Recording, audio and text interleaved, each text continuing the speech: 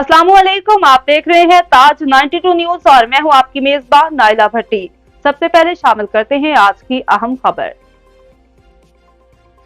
शामिल करेंगे टंडोला हियार से। डिस्ट्रिक्ट रिपोर्टर तारिक हमीद अब्बासी की रिपोर्ट के मुताबिक कम्युनिस्ट पार्टी और सिंध हारी कमेटी की जानिब से बढ़ती हुई महंगाई के खिलाफ चैप्टर में एहतजाजी रैली निकाली गई, जिसकी क़यादत कामेड अरबाब रुस्तमानी, गुलाब भेल, महबूब लौंड और सिद्दीक सुलंगी कर रहे थे। इस मौके पर रहनुमाओं ने मुजाहिरीन से खिताब करते हुए कहा कि कमर तोड़ महंगाई ने आवाम का जीना तू भर कर दिया है। हुक्मरान तबके को अपनी अयाशियों से फुर्सत ही नहीं, ये अपनी मराद कम करने को तैयार है ना प्रोटोकॉल। इन्हें आवाम की तकलीफ का कोई एहसास नहीं है। गरीब आदमी अपने बच्चों की भूख मिटाने के लिए चंद किलो आटे के लिए दरबदर है। जब हुक्मरान आवाम को सस्ता आटा भी फराहम नहीं कर सकते तो इक़्तिदार के साथ क्यों चिमटे हुए हैं।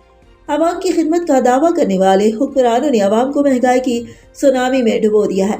हुक्मरानों की नाक़िस पॉलिसी और गलत फैसलों की सजा मजबूर, बेकस और महंगाई में दबी आवाम अरसे दराज से भुगत रहे हैं।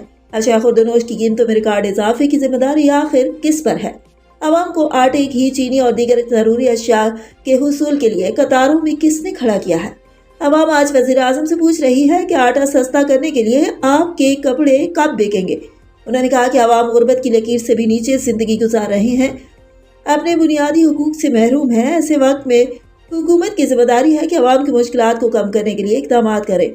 IMF से सूदी कर्जे से मईशत नहीं संभलेगी बल्कि मज़ीद मुश्किलात में इजाफा होगा। ज़रूरी मुल्क होने के बावजूद आटे और गंदम का बहरान है। सियासी अदम इस्तेहकाम, माशी हालात की बड़ी वजूहात हैं। कारोबार ठप होकर रह गया है। मुल्क दिवालिया होने के करीब है।